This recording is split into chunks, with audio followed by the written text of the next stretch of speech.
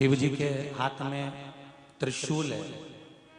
शिव जी के 3 नेत्र हैं। बेलपत्री में भी 3 बोलते जाओ पत्ती है। बैसाख के महीने में जो शंकर भगवान को प्रसाद का भोग लगता है उसमें भी 3 ही चीज मिलती है। सत्तू,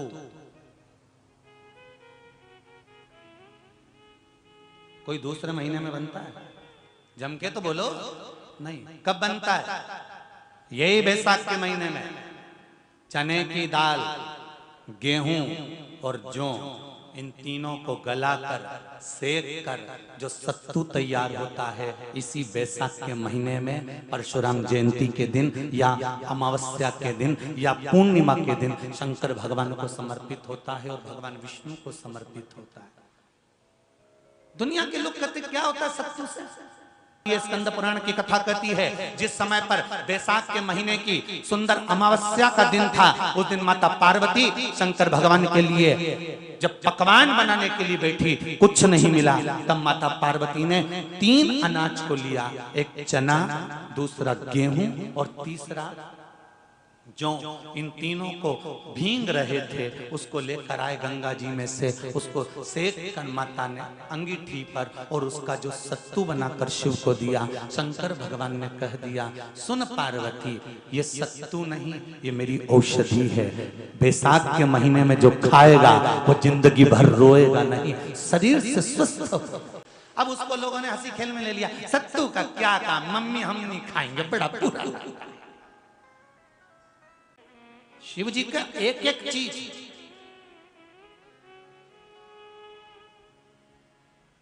बैसाख के महीने में पियो बेल। बेल मतलब समझ गए? बेल का रस। बैसाख के महीने में पियो बेल और शरीर को रखो ऑलिव बेल। सत्तू 12 महीने खाओ मत खाओ। कौन सा महीना? बैसाख के महीने में सत्तू जरूर खाओ। और सत्तू चाइना से नहीं आएगा, इंडिया में बनेगा और बना रहा है भारत में ही।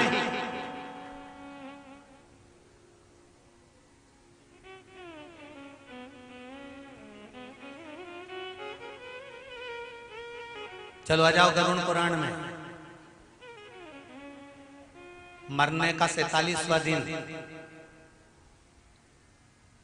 जब मरेंगे तब गरुड़ पुराण बचेगी। पहले ही सुन लो, और जिसके पास में गरुड़ पुराण नहीं हो तो पंडित जी से मंगवा कर फिर पढ़ के देख लेना।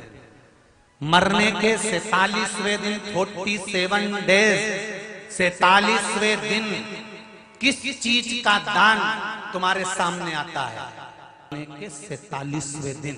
10 दिन तक तो जीवात्मा घर की अटारी पे रहती, मरने के बाद 12वें के दिन चली जाती है। उसके बाद में जब 47वां दिन आता है तो 47वें दिन जीवात्मा को क्या दान करा जाता है? व्यक्ति ने क्या पुण्य करा होता है कि उसको नरक नहीं भोगना पड़ता, बेतरणी नहीं भोगना पड़ती और सीधे बेतरणी से पार उतर जाता है। वो किस चीज का दान है? तो कहा शिव महापुराण में, गरुड़ पुराण में, कि वो सत्तू का दान है जो बैसाख महीने में करा जाता है। सत्तू का दान 3 चीजों से मिलकर बनता है। जौ, बोलते जाओ जल्दी, गेहूं, चना, ये 3 चीज से मिलकर बनता है। इसमें जो बारीक बारीक कण होते हैं, जितने जितने 3 चीज के मिले हुए बारीक बारीक कण होते हैं, ये जब दान किया जाता है सत्तू का, तब ये बेतरणी तरने के लिए 47वें दिन इस जीवात्मा ने अगर सत्तू का दान करा होता है या सत्तू का सेवन बैसाख के महीने में करा होता है, तो उसको बेतरणी नहीं भोगना पड़ती, डायरेक्ट सीधे रतलाम उज्जैन से डायरेक्ट। किस किस क्या बनता है सत्तू?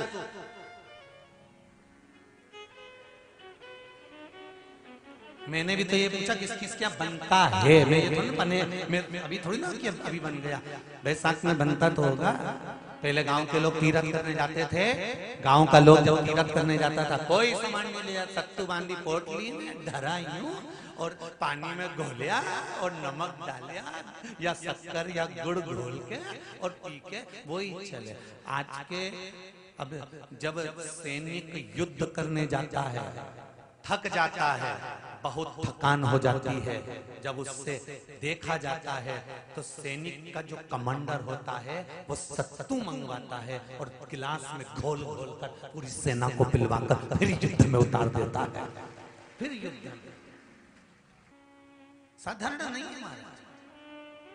सत्तू में जितने बारीक बारीक कण होते हैं, जितने बारीक बारीक कण, अब तुम्हें काम करना, अभी जब फ्री रहो तो एक कागज पे रख के सत्तू का एक कण गिनना है, 1 2 3 बारीक बारीक गिनते रहना जरा। तो तुम्हारा क्या जाए गिनने में, भगवान कृष्ण के हाथ में पट्टी बंधी थी तो उनने भी तो रुक्मणी को गिनने को दिया था, जरा गिन तो जरा इसमें कितने धागे। रुक्मणी जी ने कहा इसमें 9,999 धागे हैं। भगवान ने कहा बस यही 9,999 मुझे द्रौपदी को वापिस लौटाना है। गिन के लगा लो, अभी अभी लगा लो, ऊपर तो भगवान गिन के बता ही देगा कि तुमने जो सत्तू दान करा था, तुमने जो सत्तू खाया था, तुमने जो सत्तू भगवान को दिया था, सत्तू का लड्डू बनाकर तुमने बैसाख महीने में भगवान की जो पूजन करी थी, तो अमावस्या के दिन, पूर्णिमा के दिन या अक्षय तृतीया के दिन तुमने जो सत्तू दिया था, भगवान तो गिनती बता देगा कि उस सत्तू में कितना कण था। और अगर नहीं बताए तो तुम आंदोलन पे बैठ जाओगे। क्या हमें बताओ पहले हमने कितना सत्तू दिया था, उसमें कितने कण थे, बताना पड़ा।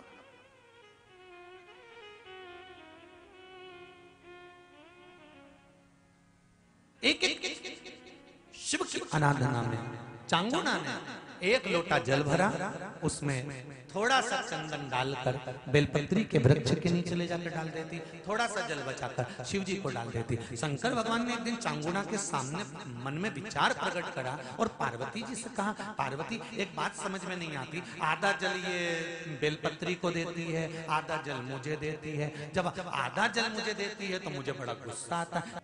भगवान ने कहा ये आधा जल कहां डोल के आती है। पार्वती जी ने कहा उसके संतान नहीं है, इसलिए वो बेलपत्री की भी आराधना करती है और आपकी भी आराधना करती है। ठीक है,